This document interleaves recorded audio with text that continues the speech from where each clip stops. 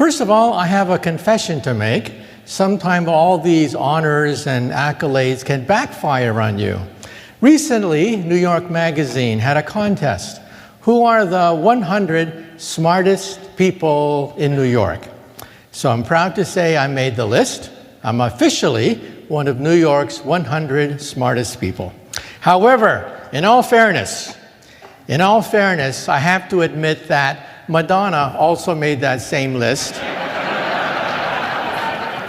And next year, they tell me that Lady Gaga is going to push me off the list entirely. Now today, I'm going to predict the future. I've interviewed over 300 of the world's top scientists for the Discovery Channel, BBC, the Science Channel. So let me quote now from that great philosopher of the Western world, Yogi Berra. Yogi Berra once said, quote, "Prediction is awfully hard to do, especially if it's about the future." And Yogi Berra also said about the future, "On the road to the future, if you encounter a fork in the road, then be sure to take it." Well, I'm a physicist, and you may say to yourself, what does a physicist have to do with money and artificial intelligence? Well, we physicists like to invent things. We invented the transistor. We invented the laser. We wrote the World Wide Web. The World Wide Web was written by theoretical physicists like myself to keep track of subatomic particles. And don't forget, we physicists also invented television. We invented radio, microwaves, radar. In a hospital, we invented the X-ray machine, and we invented the MRI scan.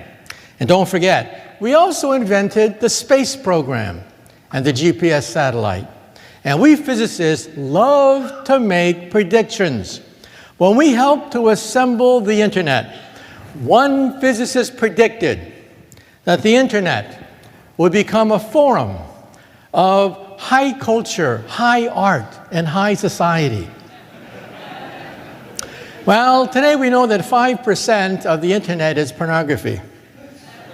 But that's because teenage boys log on to the internet. Just wait until the grandmas and grandpas log on to the internet.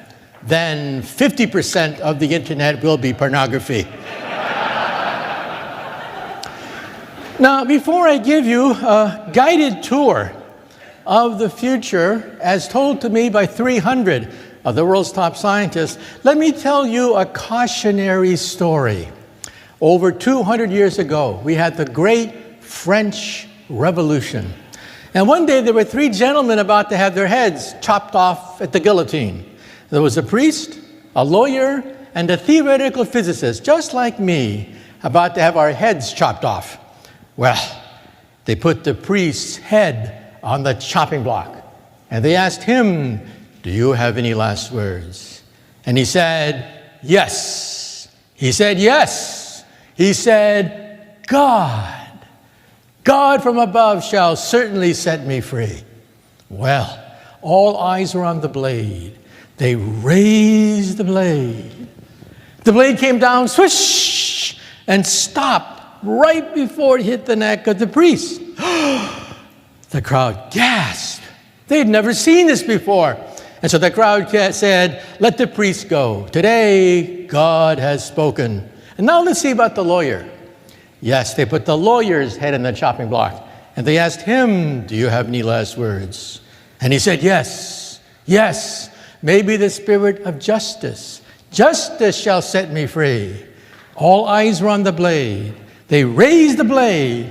The blade came down, swish, and stopped right before it hit the neck of the lawyer. Well, this time the crowd went crazy. Dancing in the streets of Paris, people were saying, "Today, God has spoken. Justice and mercy have spoken." And now let's see about that theoretical physicist.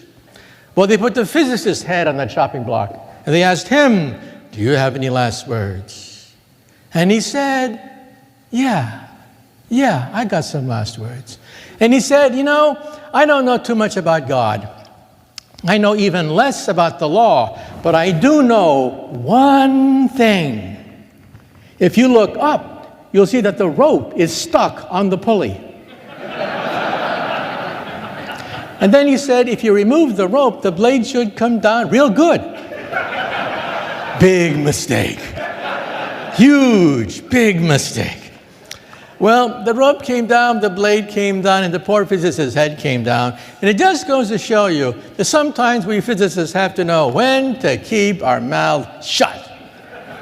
Nonetheless, let me open now the mouths of 300 of the world's top scientists that I've interviewed for my national radio program, BBC television, the Discovery Channel, and the Science Channel. In this book, Physics of the Future, I go 100 years into the future. What about robots, space travel, cancer research? What about the future of artificial intelligence? And in this book, I answer the question of all questions, the question that has haunted philosophers and theologians for thousands of years.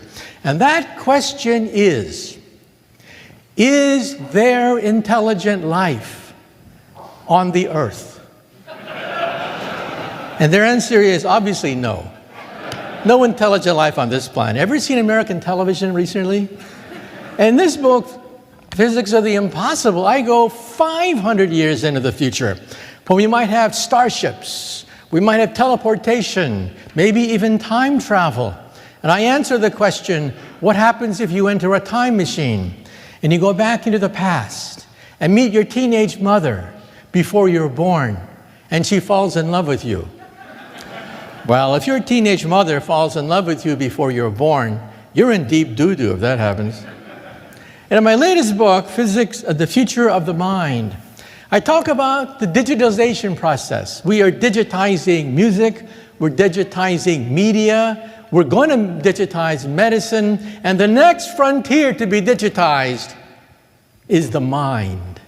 2 years ago, we were able to download the first memory.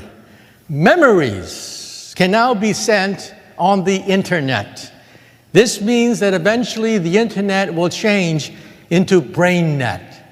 BrainNet is the next stage in the evolution of the internet. When we send memories, feelings, emotions on the internet, teenagers will go crazy. Teenagers put the happy face at the end of every sentence.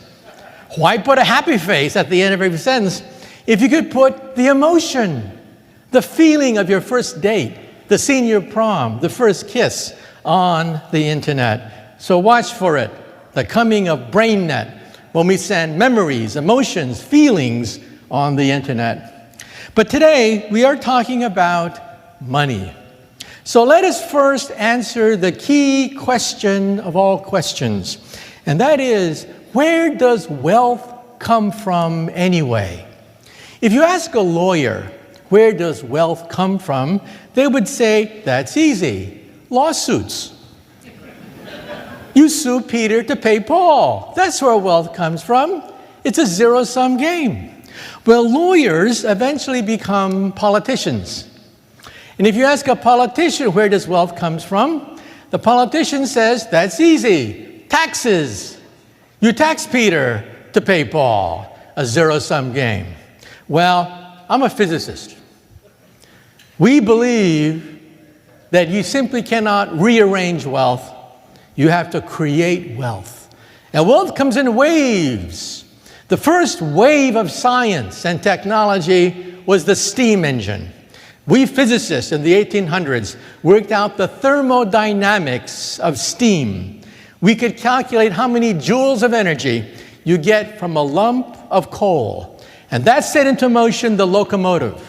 All of a sudden, we had steam engines, factories producing enormous amounts of goods and services. 80 years after that, we physicists worked out the theory of electricity, magnetism, and the internal combustion cycle. And that gave birth to the electric revolution. And then 80 years after that, we physicists worked out the third wave of wealth generation, high technology, transistors, lasers, all the wealth of the space program and telecommunications. Now, the question for today is, What is the fourth wave? The first wave was steam power. The second wave was electricity. The third wave was computers and transistors. What is the fourth wave of wealth generation? I say the fourth wave is artificial intelligence, biotech, and nanotech. Science at the molecular level. So let's now analyze how the fourth wave of wealth generation is going to ripple through society and change everything.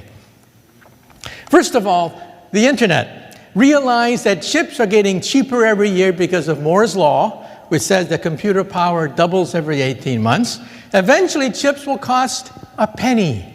That's the cost of scrap paper. Garbage will cost more than computer chips. So the internet will be everywhere and nowhere. Already in the operating room, physicians can use the internet to download x-rays, download MRI scans, download information. That's today. In the future, they will talk to the internet. The internet will gradually become intelligent. Artificial intelligence, so that in the operating table, the doctor can have a conversation with the internet, with the intelligence in the internet. And of course, who's pioneering much of this technology? I mean, after all, who invented the internet? The internet was not invented by Al Gore. The internet was pioneered by DARPA, the Pentagon, and DARPA is not standing still. Already, DARPA wants to put the internet in the eyepiece of every soldier. So soldiers simply have to blink and they will be online. And so we're talking about a new era. First of all, of virtual reality, where you put on goggles and so you can see a movie. Children love virtual reality, but augmented reality, where you can actually interpret what you are seeing. And beyond that, beyond augmented reality is artificial intelligence, when you'll be able to talk to expert systems, argue with them, exchange notes with expert systems. In other words, you will have a companion on the operating table, a companion when you design spaceships, a companion that has expert knowledge. And of course, there's a problem with goggles. They give you seasickness, because what you see and what you feel, there's a mismatch. So we want to put the internet inside your contact lens. So who are the first people to buy internet contact lenses? College students taking final examinations. College students of the future will blink and see all the answers to my exam right there in their contact lens. This is going to revolutionize education. Professors will no longer be able to require students to memorize the periodic chart of elements, to memorize the amino acids, to memorize all the details of science and technology. These internet contact lenses can also recognize people's faces. And when you speak Chinese, they will translate Chinese into English at the same level of accuracy as a UN translator. That is how accurate translation programs are becoming. When you see somebody, you'll see their biography right next to their name. How often have you bumped into somebody at a conference like this? You bump into somebody and you say to yourself, I know this person. Jim, John, Jake, I know this person. In the future, your contact lens will say, it's Jim, stupid. You see him every year at this conference. And here's his complete biography right there in your contact lens. And tonight, you're at a cocktail party. And there's some very important clients at that cocktail party, but you don't know who they are. In the future, you will know exactly who to suck up to at any cocktail party. So we will live in a world of virtual reality, conjuring up images of things that don't exist, augmented reality where things are annotated. You understand who you're talking to, what you're talking about, and artificial intelligence where you'll be able to talk to the internet, expert systems that access expert knowledge. So in some sense, it'll be sort of like Star Trek, where you walk into the hologram and you see a whole new world erupt right in front of you. So in the future, you'll always know who you're talking to, what you're looking at. You'll be able to access information and bounce ideas off the internet. So what about your cell phone? Well, the cell phone, of course, will be pivotal in all of this. First of all, why do we have to have PCs, laptops, tablets, and cell phones? Well, they have a different size screen. That's why. Well, why not have a screen that's adjustable? This is the cell phone of the future, where you can scroll out e-paper, intelligent paper, and scroll out as much paper as you want. You can create a screen as big as you want, because we physicists can make paper intelligent. In fact, we can make yards of this stuff. This is the future of your wallpaper. Wallpaper will become intelligent in the future, because chips only cost a penny, as I said. Today, if your wallpaper is old, discolored, stained, ratty looking, what do? You suffer. That's what you do. In the future, you just go to the wall and say, mirror, mirror on the wall, please change color, please change size. In other words, you'll be surrounded by wall screens. On the Super Bowl, you'll be right there on the 50-yard line as the football goes whizzing right overhead. And then let's say it's 4 o'clock in the morning and you feel a pain in your chest. Is it a heart attack? Or is it the pizza you had last night? What are you going to do? Are you going to wake up the whole house and say, I have a heart attack? Or are you going to go to the wall and say, mirror, mirror on the wall, I want to see RoboDoc. Boom! RoboDoc appears in your wallpaper. RoboDoc looks human, but is not. It's artificial intelligence, accesses the entire medical literature, speaks ordinary plain English, and almost for free, it gives you sound medical advice. And then when RoboDoc wants an MRI scan, instead of having to make an appointment a month in advance at the local hospital, you'll go to your medicine chest and take out your portable MRI scanner. We physicists invented the MRI scan. The smallest MRI machine you can build, according to the laws of physics of today, is this big. This is the size of the world's smallest MRI scan, built in Germany. And Scientific American interviewed the Germans who built it and asked them, how small can you make an MRI machine? And they said, according to the laws of physics, the smallest MRI machine we can make is this big. In your cell phone, you will have more computer power than a modern university hospital. You will take your MRI machine out of your medicine cabinet and scan yourself. And let's say you're driving in a car in a foreign country and you're in a car accident and you got to talk to a lawyer real fast. You're in a strange land. You don't speak the language. You don't know any of the laws. What do? You talk to your wristwatch and talk to RoboLawyer. RoboLawyer is inside your wristwatch, is artificially intelligent, speaks any language, and understands the local codes in every country. RoboLawyer will get you out of a jam. And then the next question is, how will all this affect society? Let me give you the good news and the bad news. The good news is, this means that society will be cheaper, things will be more efficient, smoother, seamless, frictionless. The friction of society will be eliminated. That's the good news. What's the bad news? The bad news is pretty awful. The bad news is, in the future, we will have lawyers. Why is that? Because only a lawyer can talk to a jury. Only a lawyer can talk to a judge. Only a lawyer knows the changing mores of society. Robots do not. We forget that robots are adding machines, They're very sophisticated. They can add 1,000,000 times faster than us, giving us the illusion that they are thinking and that they are conscious. Actually, they're not at all. And so then the question is, how will this ripple through society? Let's say you're an investor, and you want to know what's happening with a certain stock, which goes up and down, and you're clueless to understand why. What are you going to do? You're going to go to your wristwatch. You're going to go to your contact lens and say, I want to talk to robo-investor. Robo-investor scans the market, understands all the literature concerning one particular stock, and tells you why it's going up, why it's going down. And then you ask it, make a prediction.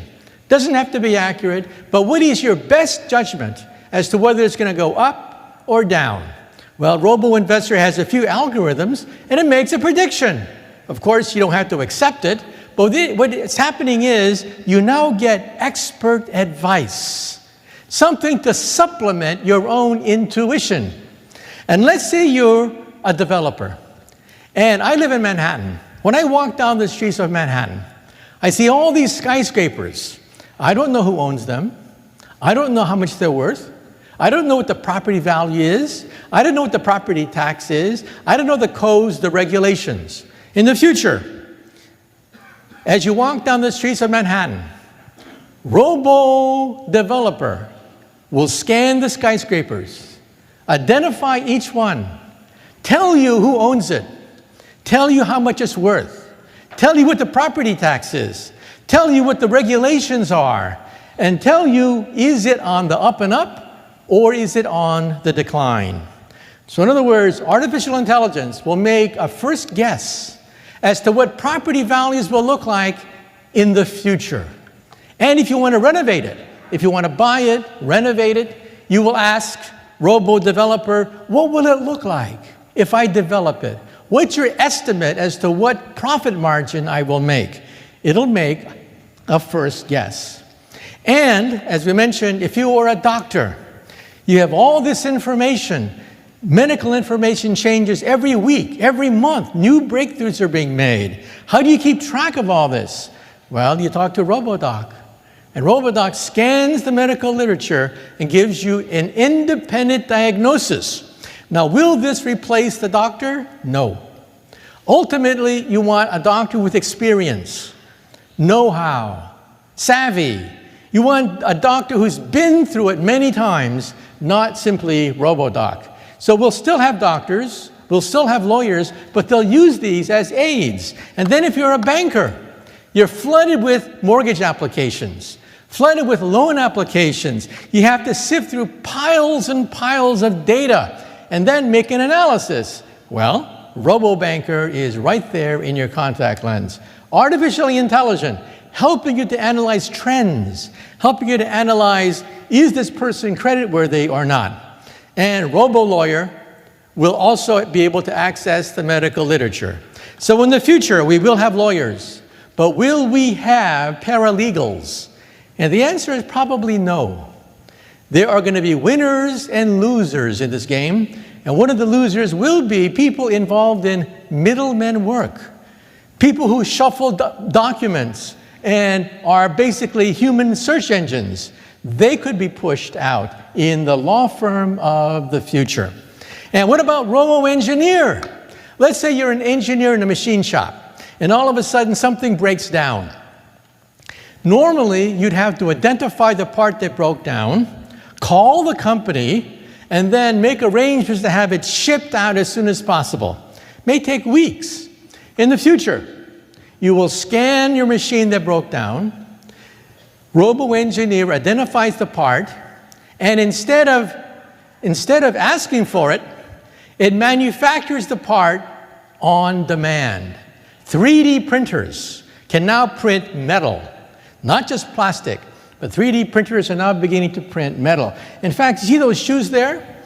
Those shoes were made on the spot. They were made by a 3D printer in a shoe store. So you don't have to wait for that designer shoe. You can have the designer shoe manufactured as you wait in a shoe store. So we're going from mass production to mass customization. And then if you're a robo-architect, if you are an architect, you'll be able to wave your hands, move parts of the design, and you'll immediately know the building codes. You'll immediately know the stresses and strains on your design. You'll immediately have access to as much information as you want if you are robo-architect. And what about the chauffeur of the future? Well, Silicon Valley has set aside the year 2020 to have the driverless car. Not only that, but the driverless car will become a robot. I say that the robotics industry will eventually become bigger than the automobile industry of today. We're going to have thousands of people involved with designing, machining, repairing robots. In fact, your car will become a robot. You'll argue with it. You'll talk to your car, and the car will park itself. One of the annoyances of having a car in Manhattan is having to park it.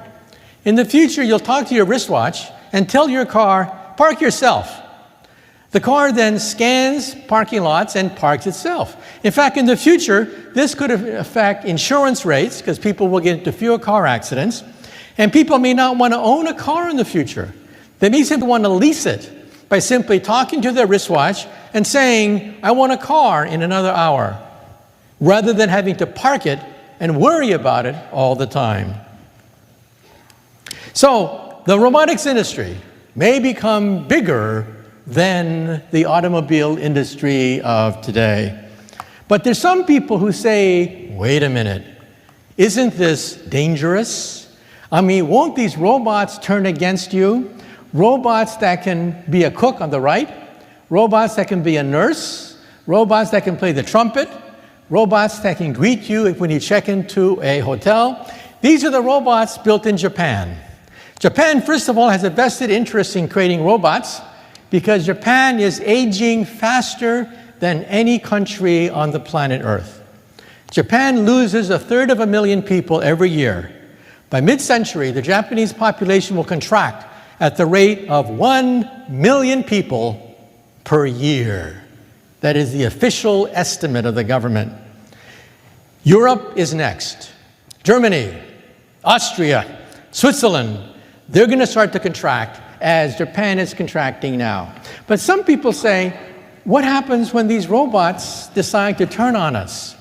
Well, there's a debate between two billionaires. We have on one side Mark Zuckerman, who says that artificial intelligence is great, it's going to create prosperity for everyone. And on the other side, we have Elon Musk of SpaceX and Tesla Motors, who says, wait a minute. These pose an existential threat to humanity. In other words, some people fear that one day our creations will put us behind bars and throw peanuts at us and make us dance behind bars, just like we make bears dance behind bars of today. Well, I was on CNN on the Richard Quest show, and Mr. Quest asked me the question, who's right, Zuckerberg or Musk? And I said, well, actually, both are right to some degree. In the short term, for the next many decades, until probably the late in the century, for many decades, Zuckerberg is right. There are billionaires waiting to be minted. New industries, new productivity, new visions created by artificial intelligence, which I claim is the fourth wave of wealth generation. But in the long term, let's face it, in the long term, eventually these robots could become dangerous. Right now, Asimo on the left, you see here, is one of the world's most advanced robots. Asimo can run, walk, climb up stairs, and dance. In fact, it dances much better than me. I've been on several programs with Asimo. But on BBC television, I interviewed the creator of Asimo. And I said, look, your creation is one of the most advanced robots in the world. How smart is the world's most advanced robot? And he was quite honest. He said, I paraphrase, he said his creation, Asimo, has the intelligence of a cockroach, a retarded cockroach, a stupid, retarded cockroach. It can barely run across the room. It cannot find mates. It cannot hide. It cannot do things that cockroaches can do. But one day, it will be as smart as a mouse. Then it will be as smart as a rat. Then it will be as smart as a rabbit. Then as smart as a cat, a dog, and eventually as smart as a monkey. At that point, they could become dangerous because they will have something that robots do not have today. What is the tipping point? The tipping point between Zuckerberg and Musk. The tipping point is when robots become self-aware. You see, the problem is robots do not know they're robots. You can go to our most advanced robot, slap it on its back, congratulate it for winning the chess contest, winning a Go contest, and they're clueless. They're adding machines. They have the intelligence of a cockroach. But eventually, late in this century, they could become dangerous as they become self-aware. And at that point, we do have to worry about them. I should also point out that industry after industry is being digitalized. The next industry to be digitalized is transportation. These are supersonic transports. I was in Russia 3 days ago, speaking to the Prime Minister, and it took me 9 hours to fly from New York to Moscow. In the future, I'll do that perhaps in 1 hour, because we will have supersonic transports for commercial airlines. Why don't we have supersonic Concords? Because of the sonic boom. The sonic boom killed the supersonic Concorde jet. But that's because we had computers of the 1960s. Clunky robots of the 1960s designing airflow. Today we have modern supercomputers that can model supersonic airflow, and then we can now create supersonic transports without sonic booms. So what am I building up to? I'm building up to something. All these creations and all these inventions, I'm building up to something. And that is the economy itself will be digitized and create something that I call perfect capitalism. What is capitalism? Capitalism is private ownership where prices are set by supply and demand. Period. End of story. That's called capitalism. But capitalism is imperfect. You don't know who's cheating you. You don't know what the profit margin is. You don't know how much things really cost. You don't know what other people are thinking. That's what we will get in the future. In the future, you go to a store. Your contact lens scans everything and tells you who's cheating you. What do things really cost? What is the profit margin on things? And so, in other words, it eliminates the friction of capitalism. So, hypothetically, if you want to become a billionaire, the way that Jeff Bezos and others have done it, if you want to become a billionaire, here's how you become a billionaire. First, take an industry, any industry. Second, identify where there is friction, where there is aggravation, where there's annoyance, where there are middlemen, redundancies, things that are unnecessary. Third, digitize it. That's what happened with Amazon. That's what happened with Uber. That's what happened with Airbnb. And it's going to happen more and more often. Digitizing the friction of capitalism. And who are the winners and losers? Every revolution has winners and losers. The losers will be repetitive workers, because those are the jobs that can be automated using robots. Next, middlemen. Middlemen, because brokers are bean counters. That can be done by robots. Now, if you're a stockbroker, you realize that stockbrokers do not sell stock anymore. Now, you may say to yourself, that's stupid. Everybody knows stockbrokers sell stock, dummy. What else are they going to sell? Well, no. Stockbrokers don't sell stock anymore. You can buy stock on your wristwatch. So why do you go to a stockbroker? Because you want something that robots cannot provide. And that's the key to the whole puzzle. What do stockbrokers provide? They provide intellectual capital. They provide know-how, experience, savvy, innovation, creativity, analysis, leadership, none of which can be done by computers. And so if you are a middleman, if you are a broker, you have to add value to what you are brokering or you will go bankrupt.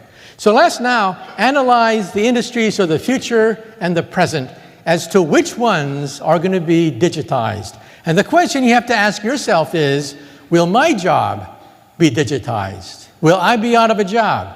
I'm a professor. Will robo-professor put me out of work? Let's analyze that question. First of all, some jobs will not be replaced anytime soon. Believe it or not, gardeners will not be replaced. Robots cannot garden.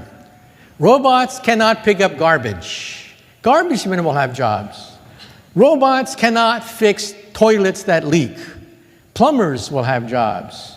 Garbage men will have jobs. Policemen will have jobs, because these are non-repetitive, semi-skilled jobs that no robot on the planet Earth can duplicate. Those people will have jobs. Middlemen may be out of work, but plumbers, how many robots can fix a leaky toilet?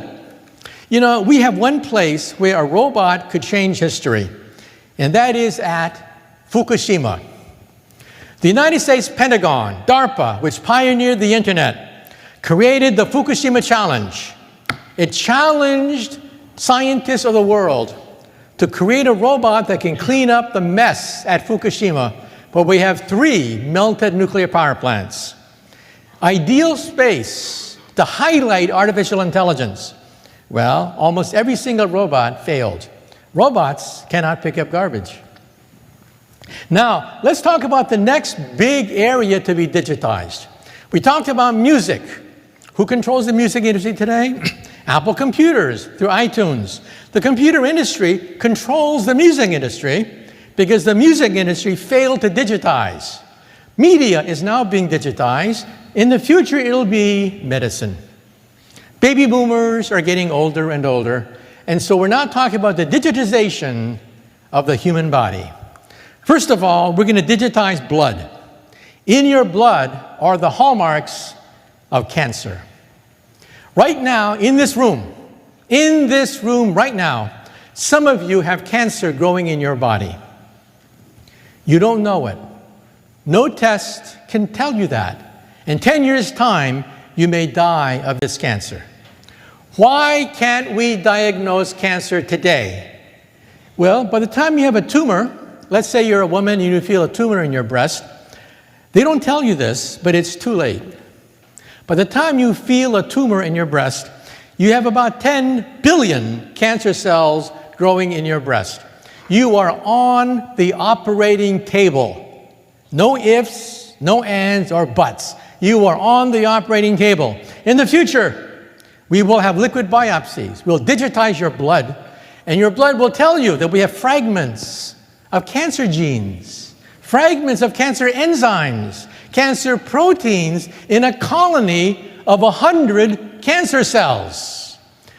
Ladies and gentlemen, what I'm saying is, in the future, the word tumor will disappear from the English language. In the future, we will no longer say the word computer. The word computer will disappear from the English language.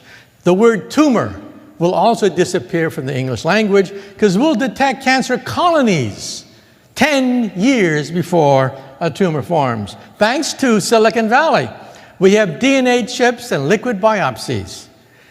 They're going to be commercialized starting next year. Ask your doctor.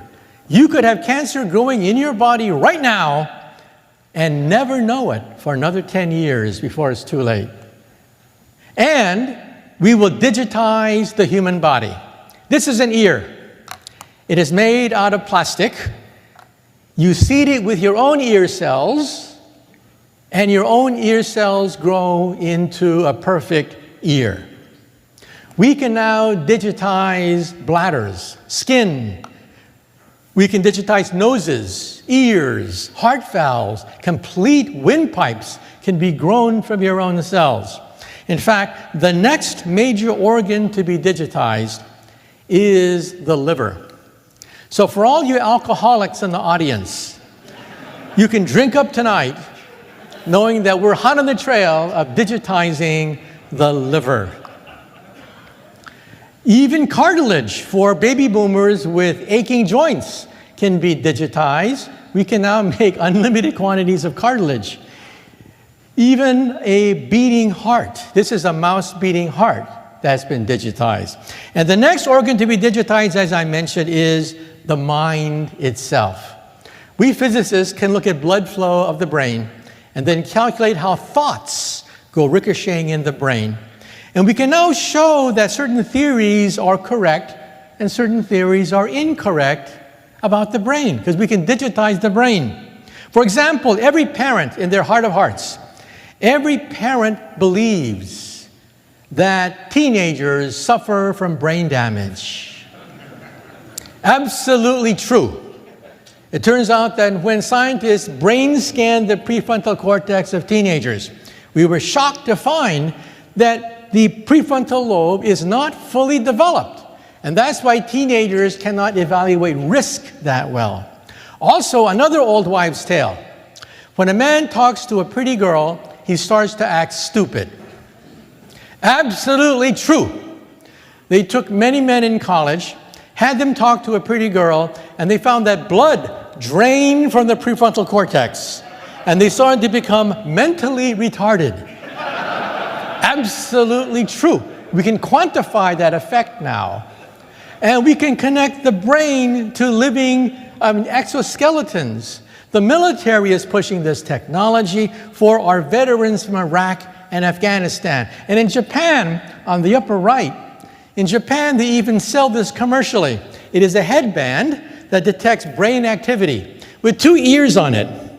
At a party, when you talk to someone who's very interesting, the 2 ears light up like this. But when you talk to someone who's boring, the 2 ears go like this, like that. So in Japan, you always know if you're going to go home alone after the party. So we're talking about digitizing the human body. And memories, as I mentioned, can now be digitized. This is huge. This means that one day we will have a brain net that sends emotions and memories. On the left is the hippocampus. We now know in animal studies, in mice and in apes, we can digitize and record memories going through the hippocampus. Next will be Alzheimer's patients. We'll be able to upload memories into Alzheimer's patients as they forget who they are, as they forget basic aspects of their life. In other words, in the future, we'll be able to upload memories. Now that's the basis of a Hollywood movie. There's a Hollywood movie called The Matrix, where reality itself was uploaded into the brain, so that life was an illusion. So I'm winding up now. So let me ask you a question. Let me ask you a crazy question. Late at night, just before you go to sleep, have you ever had that weird feeling that maybe life is an illusion? Just before you go to bed, have you ever had that weird feeling that everything around you is fake, that reality has been uploaded into your mind? You're the only real person, but everything else in us is an illusion. Come on, be honest, raise your hand. Raise your hand if you ever had that feeling.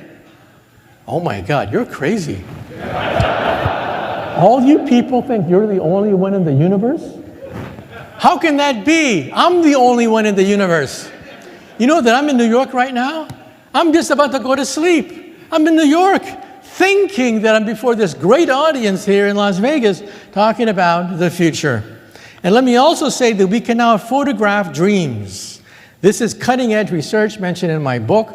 On the left, we can brain scan the human brain into 30,000 dots of blood flow. This is done at Berkeley. where I got my PhD so many years ago.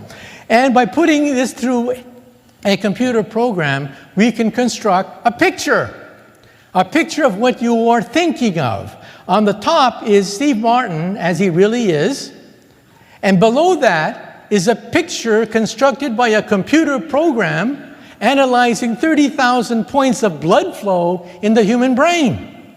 Amazing. And then when you fall asleep, the machine keeps on going and prints a picture of your dream. So in the future, when you wake up in the morning, you'll push a button and perhaps see the dream that you had the previous night. And of course, do not show that dream to your wife.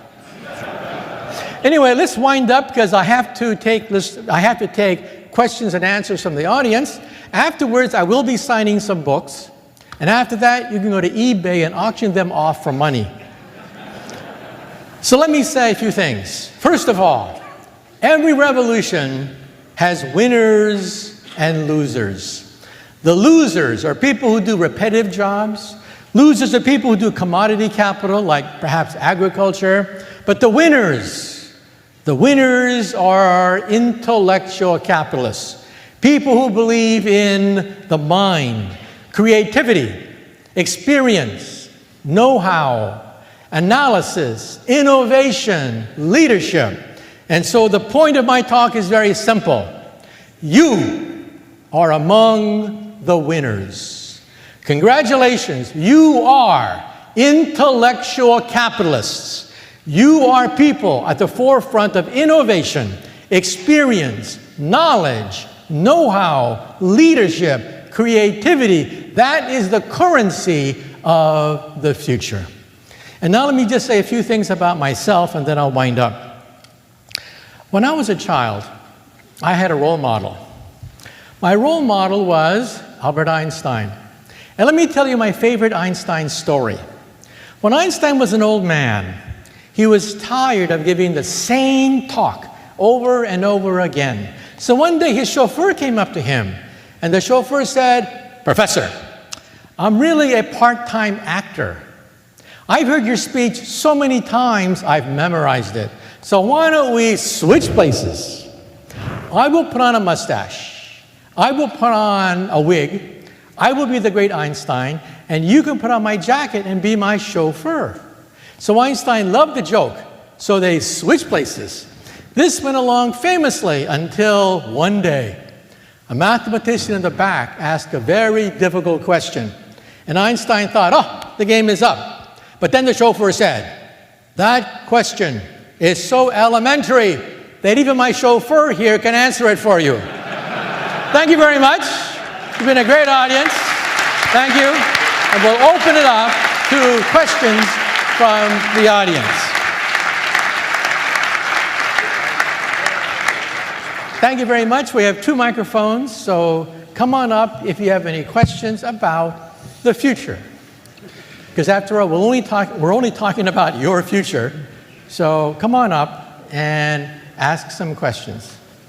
Thank you so very much for a very enlightening and very entertaining presentation. I was wondering if you could comment a little bit about humanity's ability to keep up with technology and to adapt to it. I mean, with these great ideas and technology racing ahead, maybe speaking to, I guess in some cases, the people's or humanity's difficulty in keeping up with all the things that we can do with these new capabilities.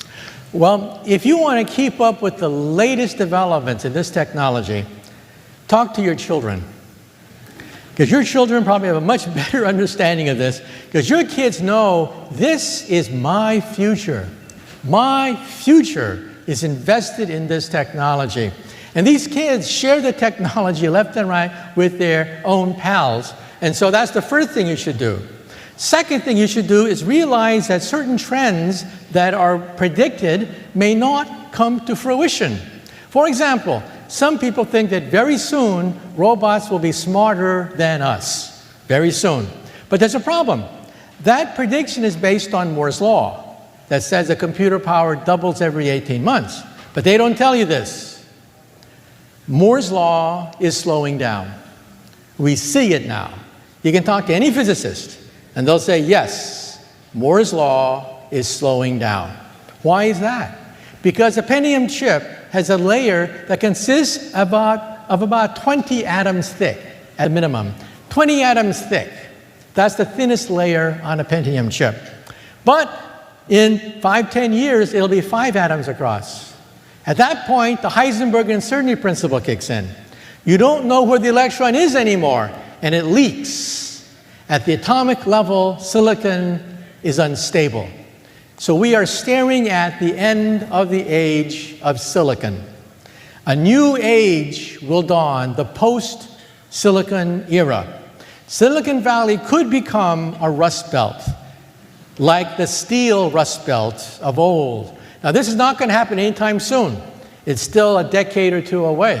But that's why I was in Moscow a few days ago, speaking to the prime minister in Moscow, in Russia, about quantum computers, that ultimately we may have to go to a new architecture. Not anytime soon, but quantum computers, because we will exhaust the power of silicon. So anyway, just to keep up, talk to your kids. They're at the forefront of telecommunications, but also read some of the physics literature. We physicists realize that, well, we created this technology. We created it, but we also know the limitations of what we created. And then the next question is, some people think that robots will become self-aware very soon. I don't think so for 2 reasons. One, Moore's law is slowing down.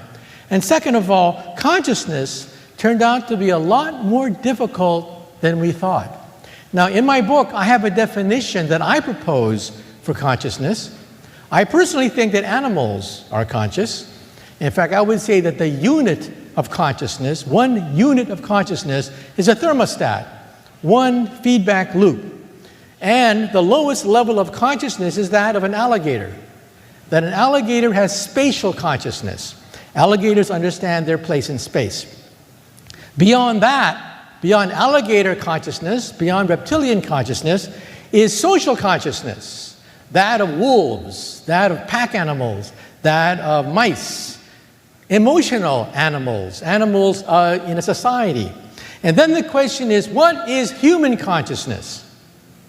If animal consciousness consists of spatial consciousness and social consciousness, what separates humans from animals? I say what separates human consciousness from animal consciousness is time. We constantly predict the future. Let's do an experiment. Go home tonight and teach your cat or dog the concept of tomorrow.